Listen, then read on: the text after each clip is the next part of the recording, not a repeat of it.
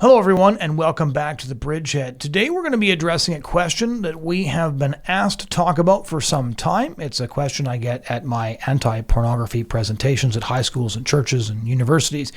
But it's also a question we've gotten from our own listeners, which is, could we please address the issue of female porn addiction? Because pornography is often considered a very male sin, but the reality is that both my experience as somebody who speaks on this issue, as well as all of the polling data, indicates that more and more women and more girls inside Christian communities are also struggling with pornography. And so we wanted to have a discussion with somebody who was an expert in this area. And so we called Karen Potter of Covenant Eyes, which is an accountability software company that seeks to help people porn-proof their homes and porn-proof their lives. Karen Potter has over 25 years of experience working in K-12 education, business management, leadership coaching, and strategic planning. She holds a Bachelor of Science and a Master of Arts in Education. Karen is a wife, a mother of two, and a dedicated Christian, and she works with Covenant Eyes to equip church leadership, parents, and educators as they navigate a sexualized culture. I hope you find this conversation with Karen as helpful as I did. The question I want to start with is, many people for a very long time have thought that struggling with pornography was primarily a male thing. And it has become increasingly clear, especially in the last several years, that is not the case. I spoke at a Christian high school recently where every girl in grade 11 had struggled with pornography at some point in the last 6 months. Why is pornography not just a male problem, but also a problem that females struggle with? Yeah, that's a really good question. And I think I'm going to start with just some new statistics that kind of really help drive home the point that you just made. So in 2016, when we surveyed alongside Barna and Josh McDowell Ministries, we were able to get a kind of a lay of the land of how many women were struggling with pornography at that time. And that number was 39% of Christian women. Recently, there was a new report that was released by Barna, and it shows 44% of women now struggle with pornography. That's a pretty substantial increase over 2016. And we believe the reason for that is the increase of social media exposure. Obviously the iPhones came out at back in must have been like 2001. We had the iPhones come out. And so all of these things have really increased the level of exposure for our women. And we're getting it across all of culture. Movies, TVs, music is very pornified. And now we have, constant bombardment on Instagram, Snapchat, Facebook, all over the place. And so our young girls are just being inundated. So it's interesting you bring up social media. So the reason I remember when the iPhone came out is because it came out the year after I graduated high school. So the smartphone came out in 2007, the very first iPhone. And I'm grateful every day that I missed having a smartphone in high school, because you look at what the smartphone has done to our sexual economy, but also to the lives of kids. And that's a whole nother podcast. But a lot of people will say, we understand how males get addicted to pornography, and all the things that you just listed are classic on-ramps for males. So sexualized scenes in films, stumbling across pornography on the internet, social media, especially Instagram, which is an app committed to beauty. It's filled with softcore porn. So why are so many girls getting addicted now? So with this exposure, would you say they stumble across softcore pornographic images, they get curious, they click through, they look at more and more, and that the addiction unfolds very similarly to how a young man getting addicted to porn would? Yeah, I think that's one of the misconceptions, is that women are not visually addicted to pornography the way that men are. And that's actually not true. We find that women, young girls get exposed to this out of curiosity, and they dive deeper into it. And they are lured in by the visual exposure to pornography. In addition, the porn industry has taken notice that women are viewing pornography. And so they've started to build in that emotional appeal into the storylines of pornography, appealing to the emotional side of women as well. So you have a perfect storm where the porn industry is playing off of our natural, God-given instincts, to be emotional and caring, and, the helpers. And then on top of it, we also have the visual stimulation. So both of those things are coupled together. So when I first started giving presentations on pornography to students, and this was probably 13 years ago now, there were very few young women who would come forward and admit to looking at pornography. And especially in the last several years, especially since COVID kind of drove people further and further into the digital world, it's now every single presentation I get questions from young women who say they struggle themselves, or they're asking for how to reach out to a friend and help them. But when I was doing my research, back in 2010, for what kinds of porn do people struggle with, there was actually a lot of inaccurate information, I now realize, on the differences between men and women as relates to porn. So I remember one anecdote that really stuck out, which is when Playgirl was created, but Playgirl was actually predominantly consumed by gay men, not by women, when they did the market research. That the entire Harlequin romance industry, so the first major pornographic erotica novel in the United States, which turned out to be a bestseller, was published in 1972. And so women have been engaging with pornographic content in that way for a very long time. But am I wrong in thinking that it seems to be more recent that women are getting addicted to visual pornography, the same sorts of pornography that men watch, at the rates that we're seeing recently? Because although I know that women and men have always struggled with pornography, it seems like there was a divergence in the kinds of pornography they struggled with until recently. Yeah, absolutely. And I think part of that is due to the fact that, with exposure being so high, we are stimulated in the same way. Our brain chemistry is affected by pornography in similar ways to males. And actually, because of our monthly cycles, our hormone levels shift from week to week throughout the month. And so women become more vulnerable to pornography exposure during different periods during the month. And our new program, Arise, really dives into that to help unpack that for women, because we don't talk about this a lot in culture, that women struggle in the same way visually.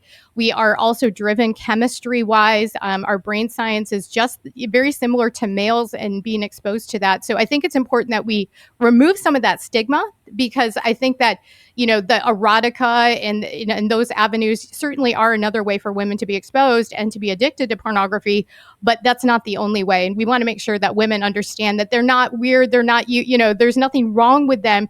We just need to address the issue. And that's why we created our Rise program here at Covenant Eyes. It's interesting that you brought that up, because I've dealt with men who feel deep shame over their pornography addiction for well over 10 years. But when young women started to ask questions, they had an added layer of shame, which is to say that it was like, well, not only do I struggle with this thing that's obviously sinful and I should feel guilty for engaging in pornography, but I'm also struggling with a male sin, and I must be the only one. I remember the first time anyone ever talked to me about this, she said, I was convinced I was the only girl who struggled with this because it was very much a male sin.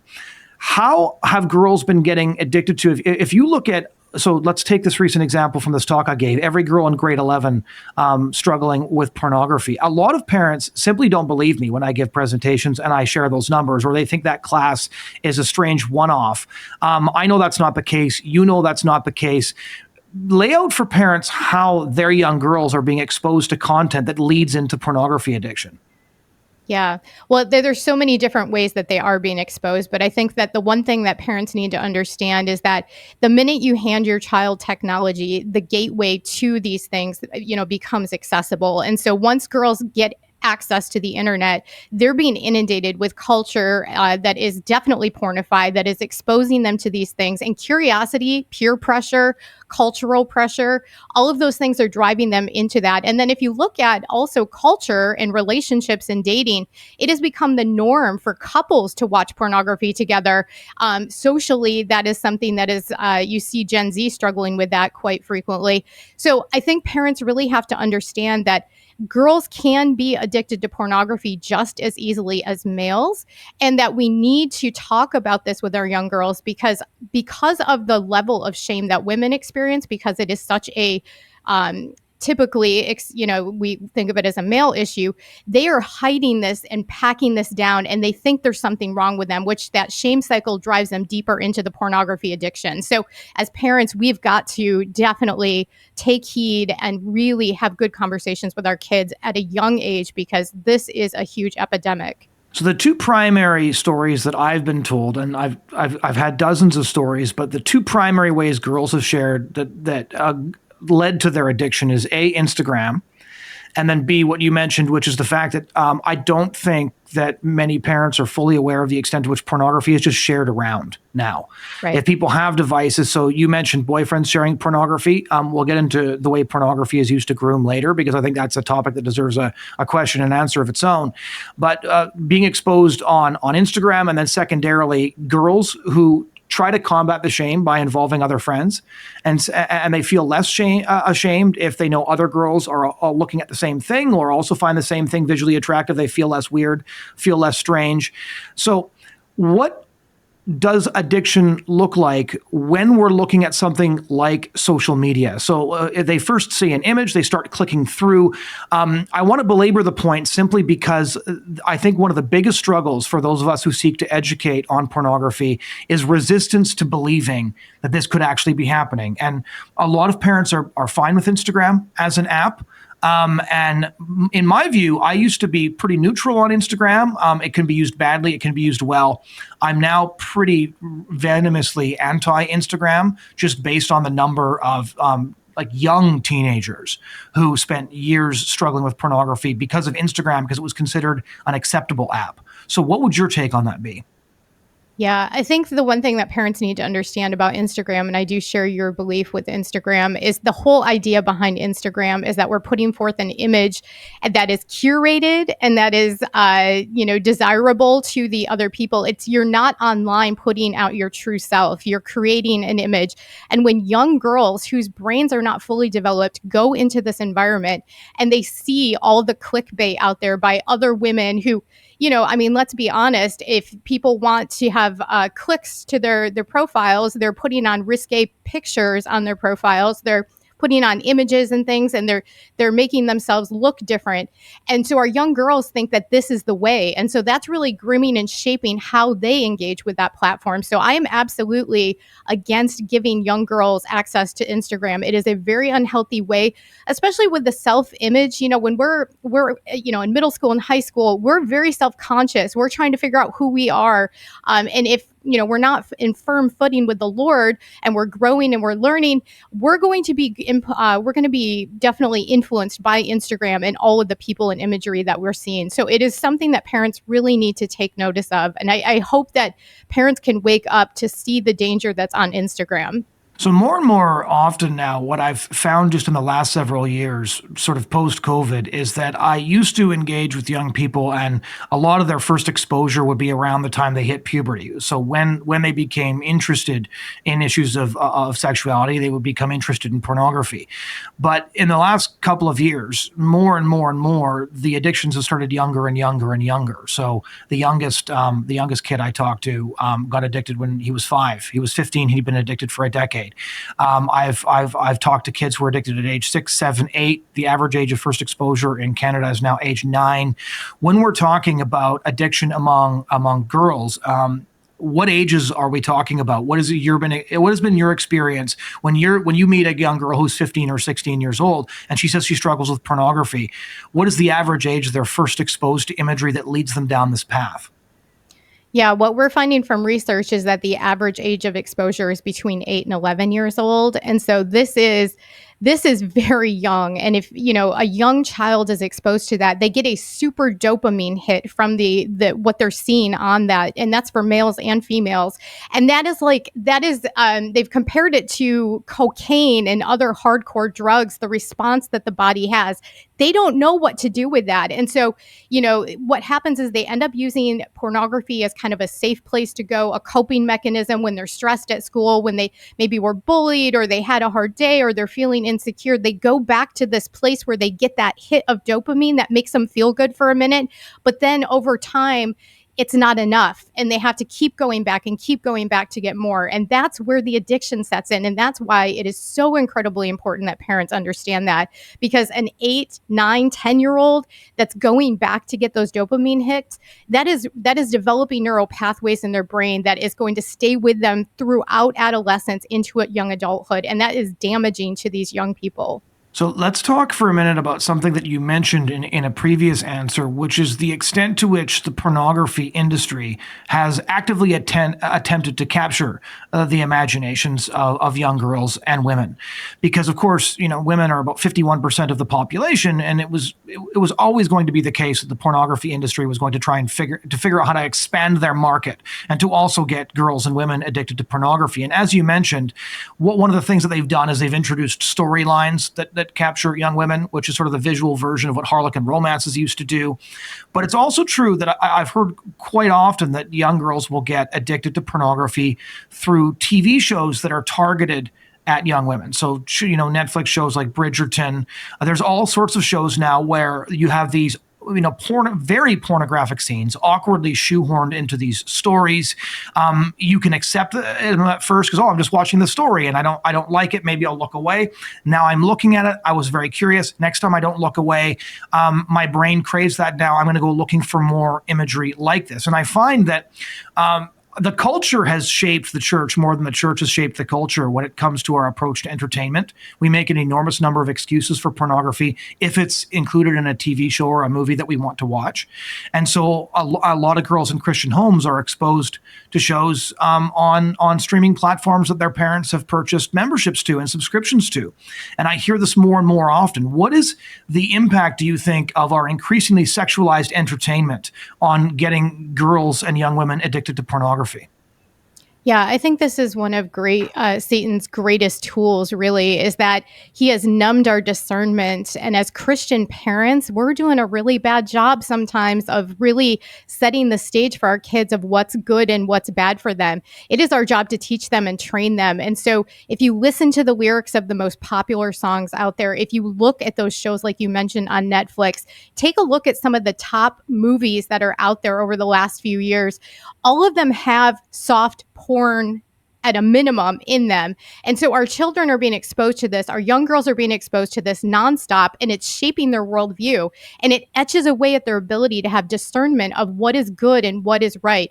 And as the Bible teaches us, we need to fill our hearts and our minds with what is good and what is wholesome. And when we're constantly bombarded with that not wholesome content, then that really shapes our worldview. And I think parents, we have to look in the mirror. I mean, really, at the end of the day, what we allow into our homes and what we allow our children to have access to is really up to us. I mean, they're not paying for these streaming platforms. We are. And so we need to take a more aggressive approach in our parenting techniques. We need to be more engaged with what our children are listening to, watching. All of it is a gateway drug to the porn industry. And the porn industry invests heavily into those places because they know that is how you groom people into their, where they charge people to buy pornography on their platforms. One of the things that I wish people understood better is that when you consider the scale of pornography addiction in Western countries, and this is pretty much without exception at this point, is that pornography is sort of the invisible hand that's moving a lot of culture in ways that are not obviously discernible to those who aren't aware of the pornography problem. So you mentioned music. A lot of the lyrics are incredibly pornographic. Some of the most famous songs I wouldn't quote on this podcast. The Super Bowl halftime show has always been famous for pushing the envelope. Now it would have been considered softcore porn when I was a kid, and now is considered family entertainment essentially. And what I think a lot of people don't realize as well is it's not just the pornography industry is deliberately attempting to get pornography inserted into shows like say Game of Thrones or Yellowstone or any of these other popular shows, but you now have all of entertainment it's competing with porn addicts for their attention. And if they want somebody to get off of Pornhub and start streaming their show, they're actually going to have to increasingly up the ante when it comes to sexual content. And this is something I think that parents have underestimated because parents have been catechized by an entertainment industry that hates your soul, as opposed to being catechized by, verses like the one that you just quoted. And so when we're looking at the different ways that pop culture has been shaped by pornography, how has that affected the way that girls, especially in the upcoming generation, Gen Z, see the culture around them? Yeah, I mean, obviously, it has impacted them greatly. I think that, and the one thing that I want to give some good news out there too, because one thing that we did see in some of the most recent research is that Gen Z is probably more willing to talk about sexuality and pornography than any other generation out there. They actually statistically are showing signs of eagerness of like, help. I don't, I'm not interested in all this, but it's coming at me. I want my church to talk about this. I want my parents to talk about this. So I just want to like throw out a piece of good news too, because actually this generation is ready to hear the good news. And so I think this opens a huge opportunity for us as parents and for as a church, as the Big C church. We need to step into that, because if we can give the children good information and biblical information, they're going to be able to better navigate this world because it's coming at them so fast. So I know that was kind of I didn't answer your question directly, but I do want to give people a little bit of hope out there that this generation's ready for the truth. I would agree with you. I would say that young people are ready to hear the news about how to get free of pornography because they feel desperate and because porn addiction is their lived experience. And I want to close the interview by just getting into all of the different ways that people can get help. But what I want to do is the reason I'm walking through this so deliberately is because I think one of the major barriers to reaching this generation is the skepticism of parents. And so in some ways, it's the parents are more sheltered than the kids.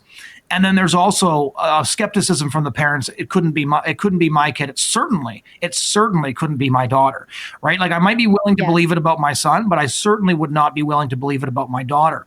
And I remember one of the first times that I realized the extent to which pornography was grooming a very specific worldview, a very sexually violent and degrading worldview, was when I saw the massive popularity of 50 Shades of Grey, which is this sort of torture porn trilogy by E.L. James. It sold 150 million copies, and it was referred to by the media as mommy porn, which meant that a lot of young girls were watching, their aunts and their moms read this book. And I saw this, on the plane all the time, sitting in the airport, people reading this book in public. And if they picked up that book, what they would get out of that book is actually the sorts of things my boyfriend or the boys in my class or my peers are asking for that they've learned from pornography is apparently attractive because this book is wildly popular and then later got turned into a Hollywood trilogy that got released on 3 consecutive Valentine's Days. What impact do you think that trilogy, 50 Shades of Grey, the books and the movies, had on our collective sexual economy, and especially the impact that it had on girls' perception of the place of sexual violence and intimacy? Yeah, that's a really good question. So I think that really significantly impacted our girls. I think our girls looking to, like you said, the moms and the grandmas and the aunts all indulging in this sinful book and then movie, they're looking to those grown-ups. I mean, mirroring good behavior is our best teacher to our children, right? They watch what we do, not always what we say. And so that younger generation looking up to their parents or others and seeing that, they think this is acceptable. And so we kind of paved the way by allowing these things and indulging in these things ourselves. I think one interesting thing I want to point out is that a recent study showed us that 54% of Gen Z is viewing pornography monthly and daily.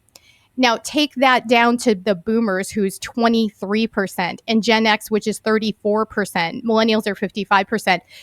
The average age of a pastor in America is 56 years old. There's like a huge disconnect between what the older generation thinks the younger generation is doing.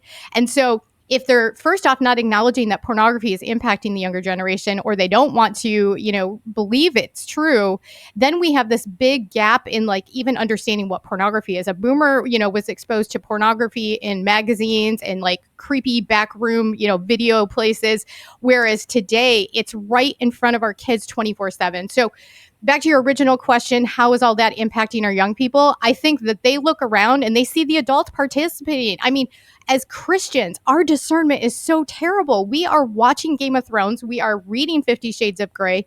And whether we want to admit it or not, we are really modeling terrible choices for our children by what we are doing ourselves. And they look to us. And so I think we need to take a step back and actually look at our own behavior, because really that next generation has their eye to us. And we are supposed to be discipling that generation. And right now we're not doing a great job when it comes to entertainment.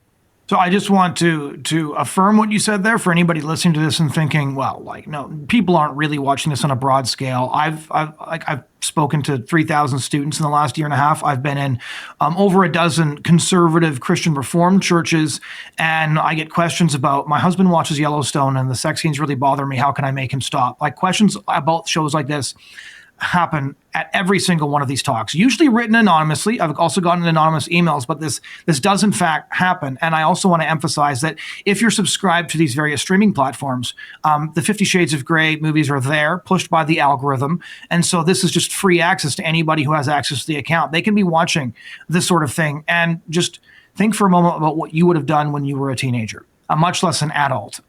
This temptation is just there, and it's being provided by the adults in the home who have a credit card.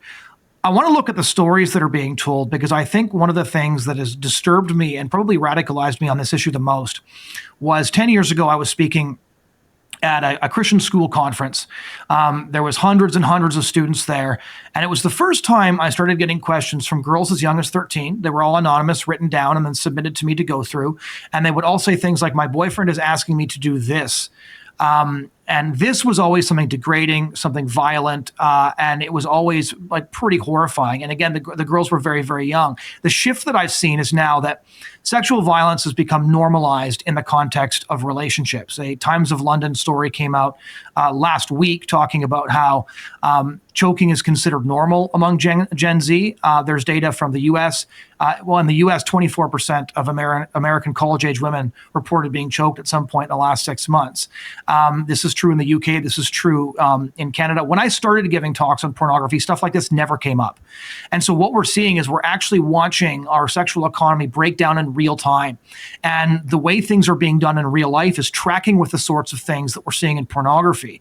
And my understanding from the research that's been done by people like Dr. Marianne Layden, who's the head of the Department of Psychiatry, I'm sure you know who she is. You pretty much quoted her earlier. Yeah.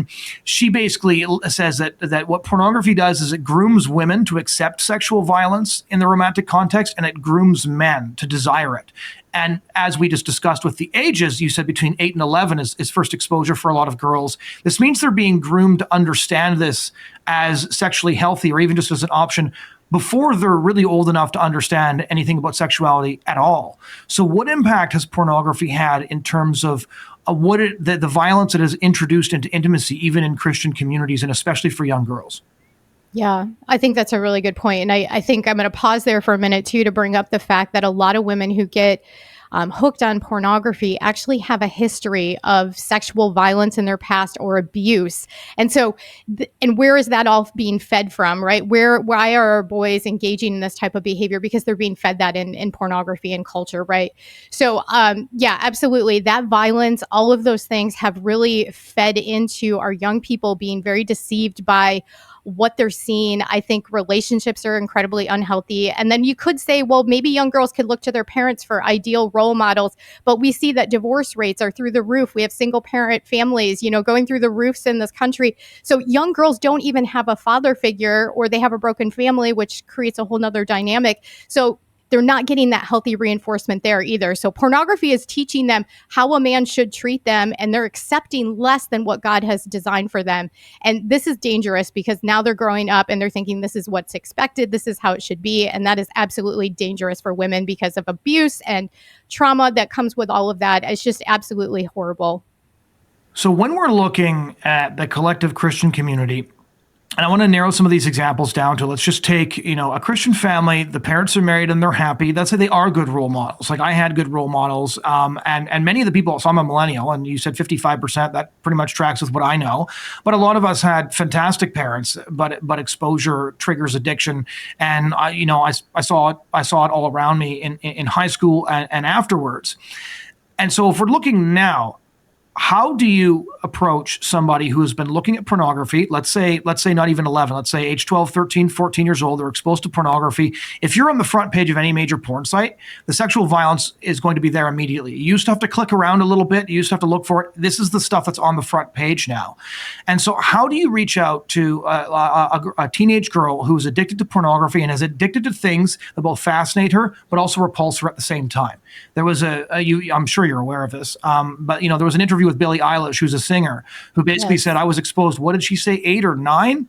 And she said, by the time I was in my mid-teens, I was groomed to accept all kinds of horrific and violent sexual behaviors and practices because it's all I'd ever seen. And my sex education was essentially porn. And this is what porn now teaches. Porn is pretty much all violent stuff. This isn't Sports Illustrated or Playboy. This is a very different a world that we're talking about.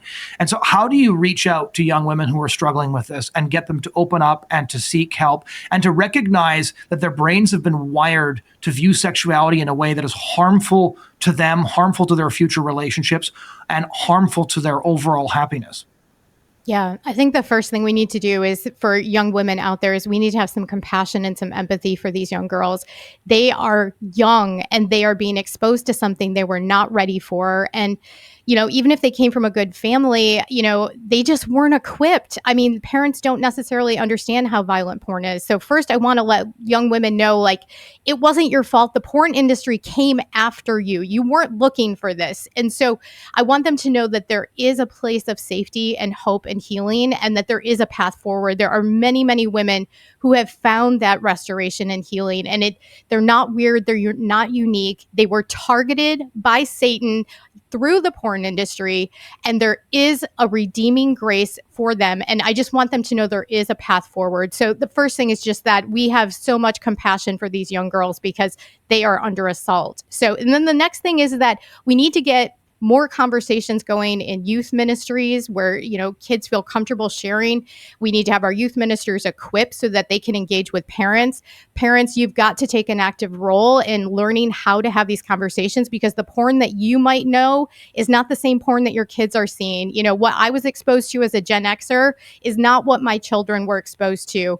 So I had to equip myself. I have to understand. I need to read resources. I need to know the questions to ask, and then be able to listen and not freak out if my kids have seen pornography, but know how to help them take steps to stay away from it.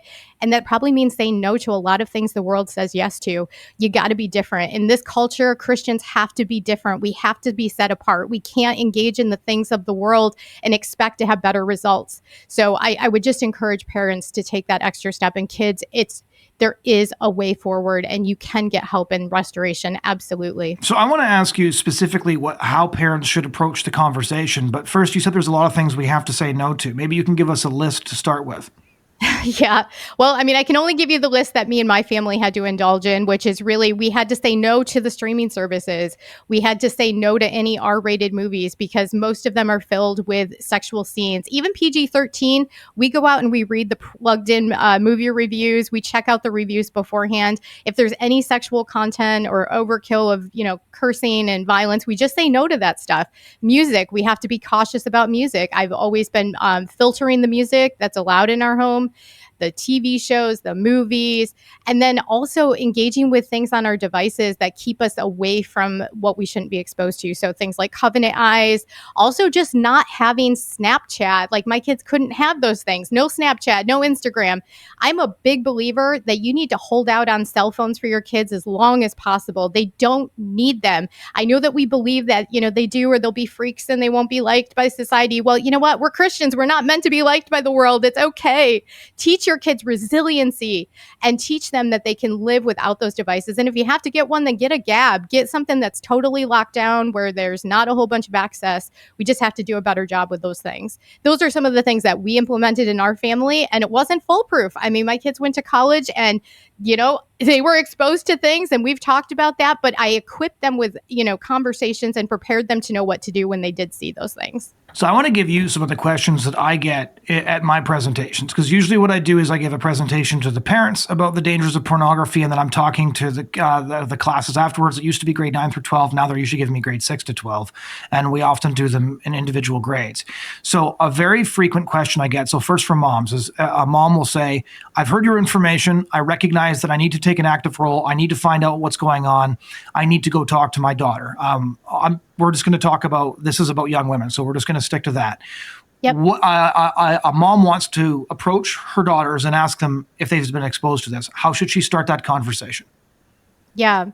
I think the first thing to do is probably just be very honest with your children and let them know, like, hey, I may have dropped the ball here. Maybe I should have had this conversation with you sooner, and I'm sorry. It's okay to admit that we don't know all the answers, and sometimes we make mistakes. I would go with a little bit of humbleness to your children and let them know that, maybe this conversation should have happened sooner.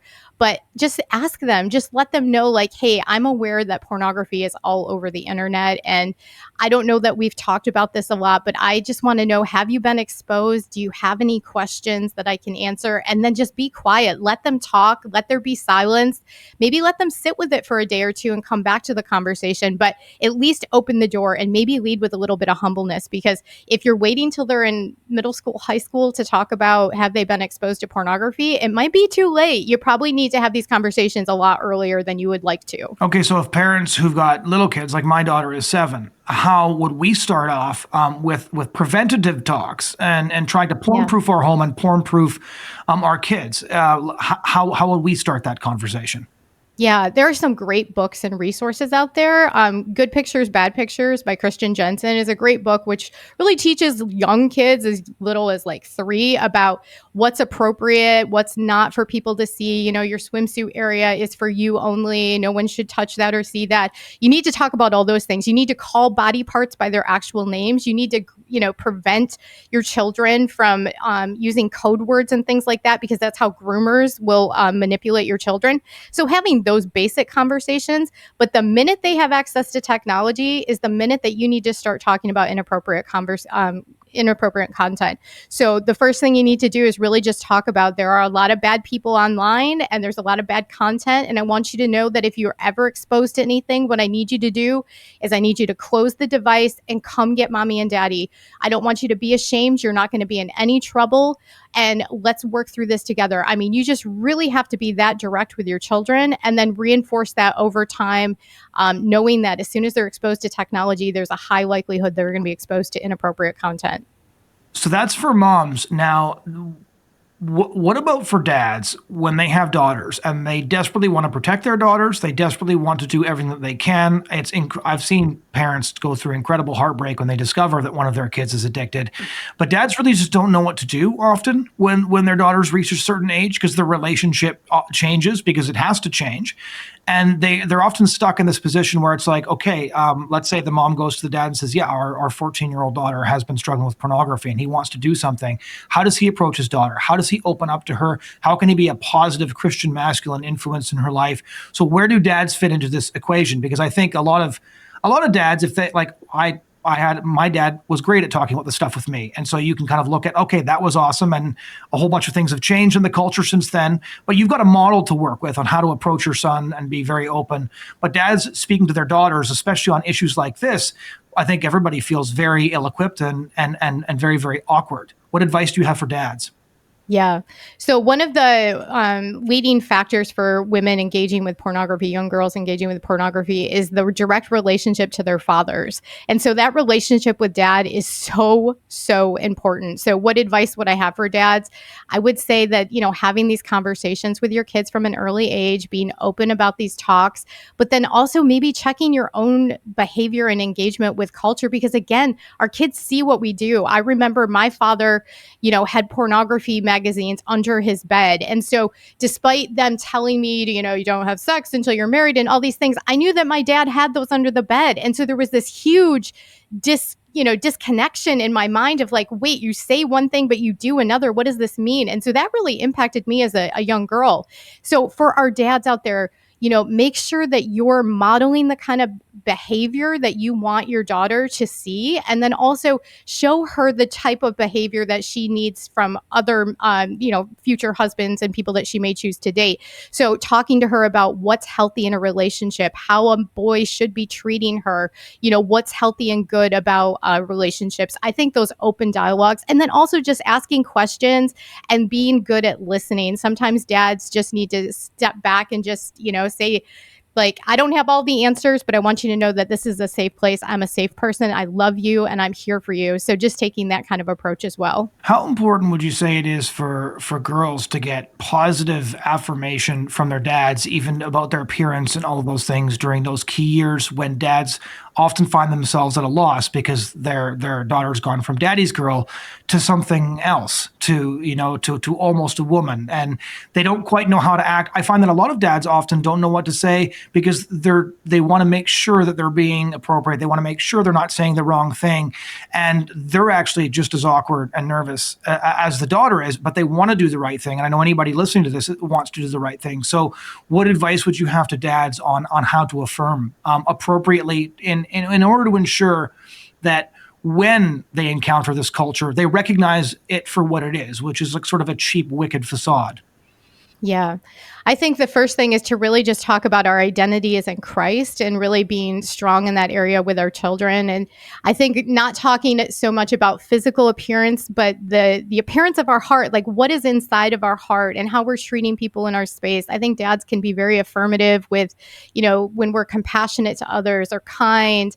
It's nice when, you get dressed up for an event and the dad says, "Hey, you look great. I hope you have a good time." Those kind of things are okay. But I think we don't want to focus so much on how does someone look on the outside, because again, that's that Instagram culture. You can put on all the makeup and look great on the outside, but if you're rotting away on the inside, that is not going to do any good. And so I think dads can really reflect that what's on the inside, what's in the heart, those soft qualities of the feminine side of us. I think he can highlight those and encourage those, and just be mindful that, don't focus so much on the outward appearance of things, because I think that only reinforces this like beast of a Instagram world that we live in, where it's all about what's on the outside and never on what's on the inside. Another very common question that I get, probably a dozen times at least at every high school I speak at, is from girls who say, "I know my female friend struggles with pornography. How do I help them?" What would your response to that be?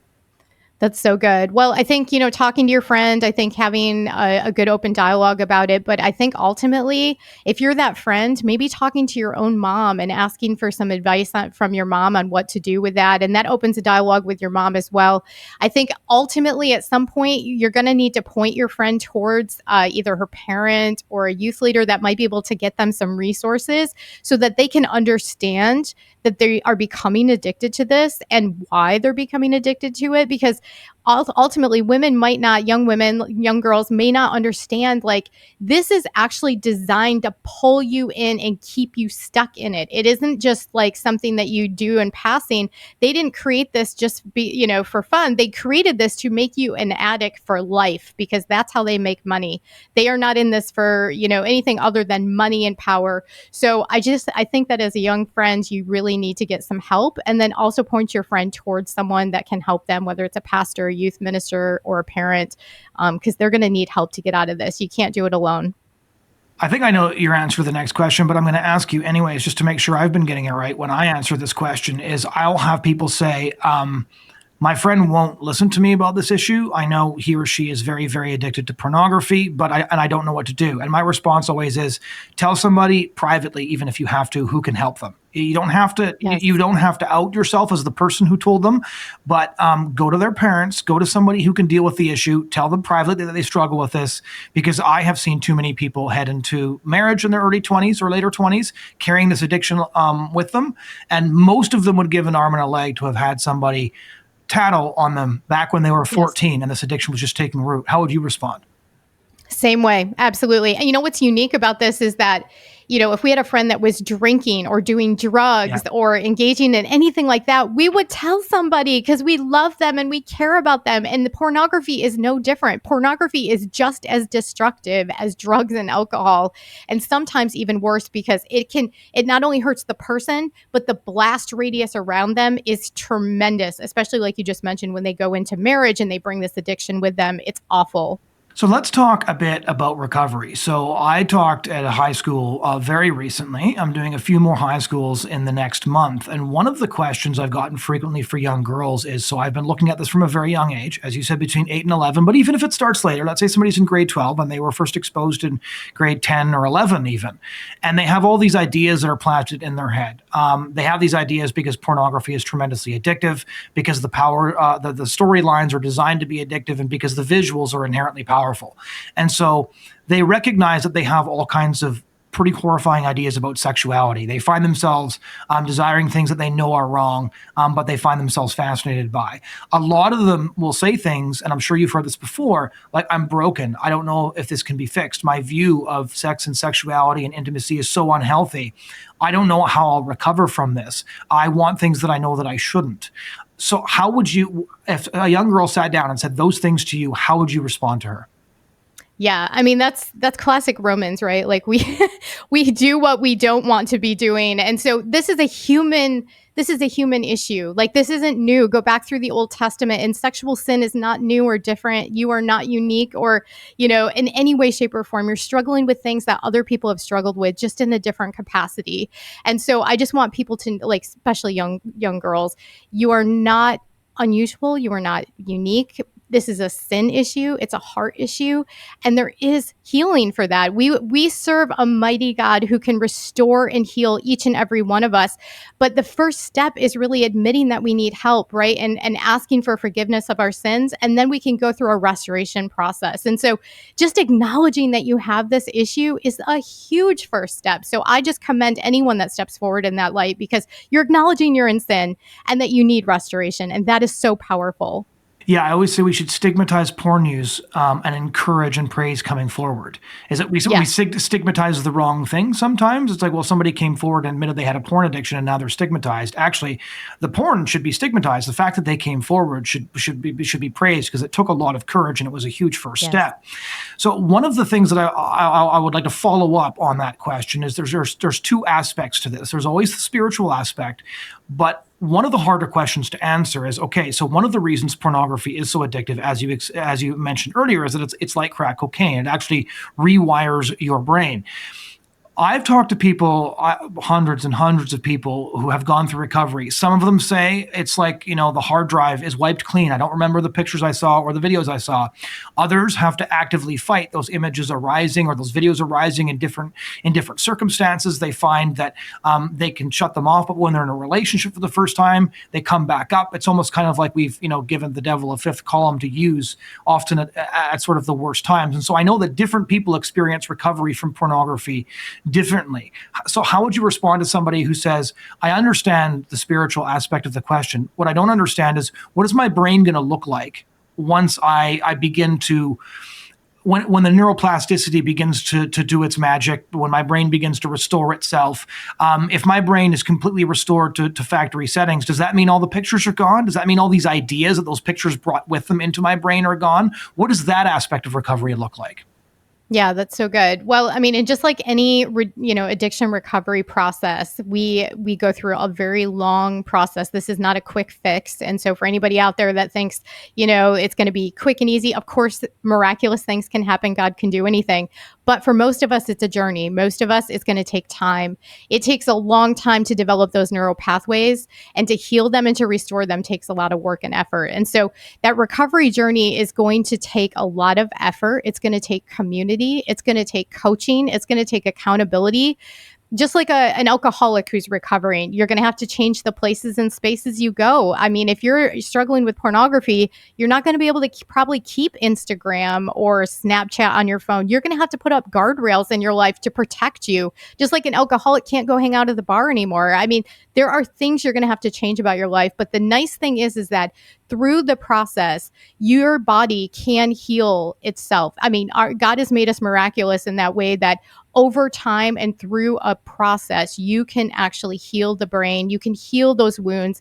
And will the images ever go away? Some people say yes. And then others, those things are burned into their memory, but their response to them changes. And that's what the recovery process allows you to learn and to grow in, is how to respond to those things, so that you don't become triggered and dive back into pornography. But that when you have a trigger, you can point to some other healthier habit that is good for you. So it is a process. There's a lot packed into it, and you're not going to be able to do it alone. So I just want people to know that, like, really, you do need community. You need other people to get through this process.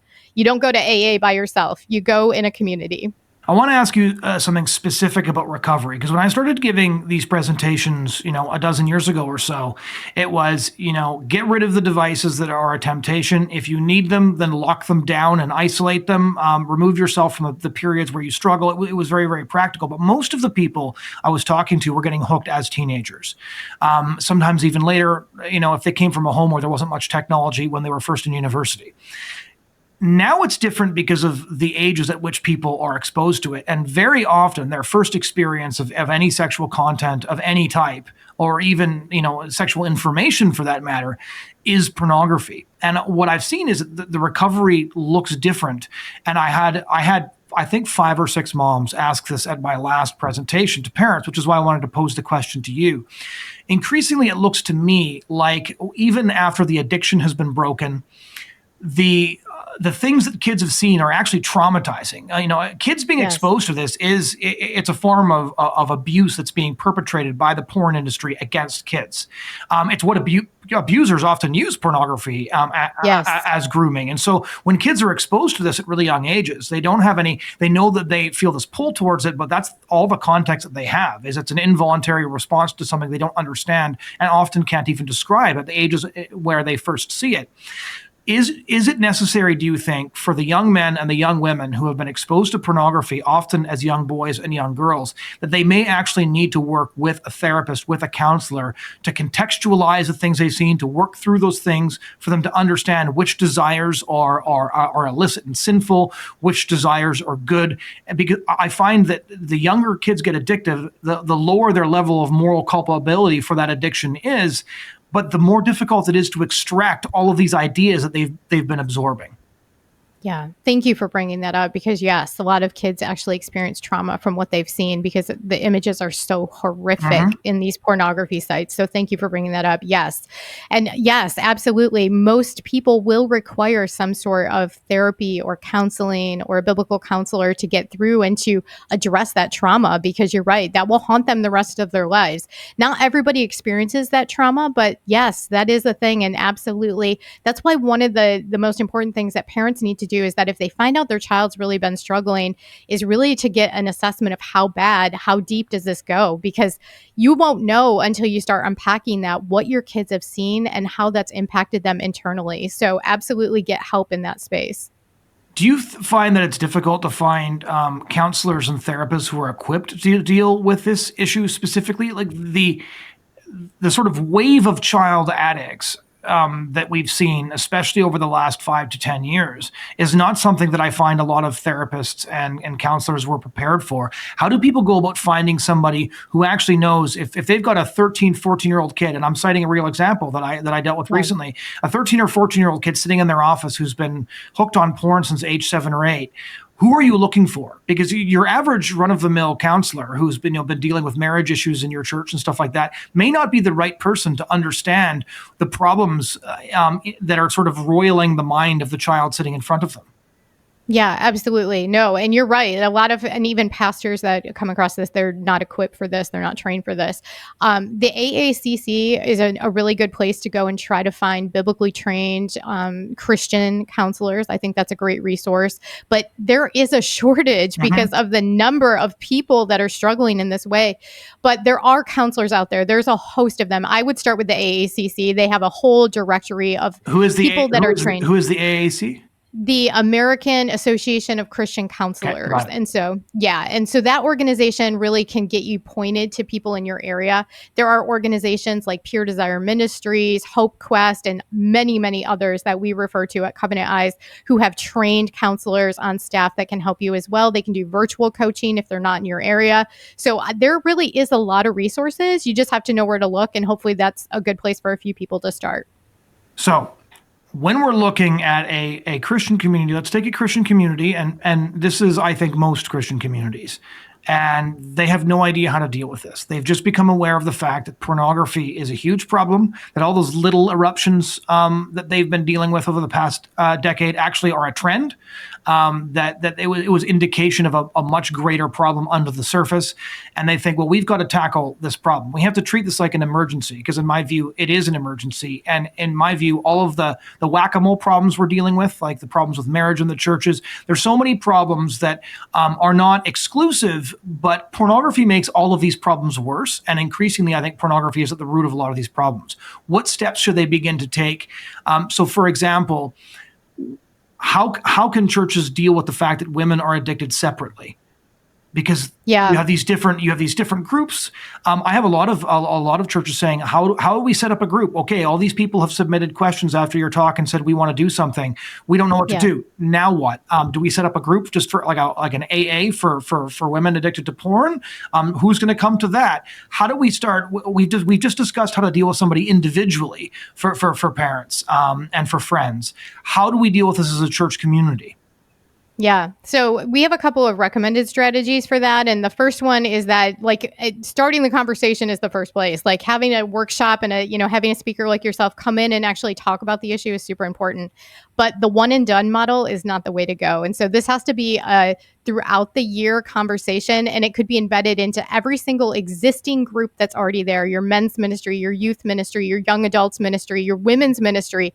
Those are all safe places where you can just embed these conversations. And you might just find that in those spaces, I mean, if you look at the statistics, almost 7 out of 10 men are struggling, Christian men in the church. So if you bring this up in men's ministry, it's a topic that's applicable to almost everybody in the room. If you bring it up in the women's ministry, 44% of Christian women are struggling. So a good portion of those women are struggling. And those who might be like offended or not think this is a good conversation, well, you know what? You might learn something. Stick around. You have grandkids. You need to understand how technology is shaping them. So I would say start in those spaces. And the next thing that we need to do as a church is we need to develop a culture of safety where people feel comfortable coming forward with this. We do not ever put shame on people that come forward with a drug addiction or an alcohol addiction.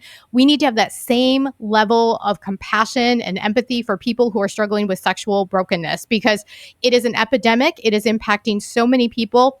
And the blast radius is huge. I mean, marriages are being destroyed. Children are being impacted. So as a church, we've got to find a way to just start making it okay to talk about these things. And I think the easiest way is to use the ministries you already have there. Nobody wants to join the porn recovery ministry. I mean, if you do that, you're isolating people even more. These are people who are already isolated. So just embed where you already have ministry happening and make people uncomfortable that maybe need to be uncomfortable, because the grandma in the room that doesn't want to talk about this, she has grandkids. She needs to know this is a thing. And the only way she's going to know is if she hears about it firsthand from young girls who have struggled with this addiction, and then she'll be on fire to help her own grandkids, right? So, I mean, we just need to get a little uncomfortable in the church and do the hard things. So I got a question from one of my friends. She said, how can somebody be a good accountability partner to somebody who has struggled with porn or is struggling with pornography? Yeah, that's a great question. Well, it's not going to be an easy job. A lot of times we try to sugarcoat being an accountability partner. It's like, oh, you're just going to check in with somebody. But to do it well, you got to love them. You got to love them. And you also have to call them out and call them up to who they were, supposed to be in Christ. And so sometimes it's listening. Sometimes it's challenging them to do better. Sometimes it's calling them when you see their Covenant Eyes report and something's flagged and saying, what is going on? How can I help you? It's knowing how they're feeling, what they're going through. It's checking in with them daily. So it's something that you have to be committed to, and you really need to be invested in, because to do it wrong actually can harm the person further. I mean, if you're a really bad accountability partner and you say you're going to do it and then you don't, that can hurt that person even deeper. So we really need to take that seriously. Covenant Eyes actually has a whole ebook created on how to do it, what questions to ask, how to get over the weird awkwardness, of the whole thing when it first gets started. So we try to equip people in that way. Final question. How did you get involved in speaking on this issue? It's not a career path that most people expect it to have. And so I always find it interesting. I've been to these anti-porn conferences and, put on by Nicosi and groups like that. And everybody has a unique story of how they came to be involved in sort of anti-porn advocacy. So how did you end up doing this? Yeah. So I was actually a mom with 2 kids in high school, and I was watching the pornified culture come after my kids, and I just went on fire for it. I was like, I've got to fight back against this. I also was an activist mom who was, running for school board, challenging the schools, bringing porn books into the schools and all the rest. So I've been thrust into this by the Lord. Like, this is your calling. You're going to go do this. And I feel really passionate about it because I look around and I see these people drowning. And how can we look at our fellow Christians and watch them drown? We've got to reach out with a life vest and pull them in and help them and empower them to find freedom. So it just kind of started as a mom on fire. My husband and I were like, we have to do something. And then it just happened through connections and family and all the rest that I got connected with Covenant Eyes. And it's been a wonderful ride for 8 years since then. Is there anything that you want to close with, resources you want to recommend before we go? Absolutely. Yeah. So I do want to just let people know that we have a free resource called Arise for Women. It is a 21-day recovery resource. Again, it's free. It's available on our website. You can also go to ariseforwomen.com. And this is 21 days that walks women through how to recover and how to start that process of healing. It's got community built in, so you'll meet other women on the journey with you. The response to this program has been overwhelming. So I just want to let people know it's available. And then for our men out there, we have a free 21-day detox program called Strive. So there's something for men, there's something for women. And I want to encourage everybody to take that first step. The first step is always the hardest, but there is hope, healing, and we are here to help you and serve you. Thank you so much for this conversation. Absolutely. Thanks so much for having me on. I appreciate it. Thank you for joining us for this conversation. If you want to hear other conversations like it, you can subscribe. You can also find our content wherever you get your podcasts, or you can head over to thebridgehead.ca where we post both written commentary and video. Thanks so much for joining us.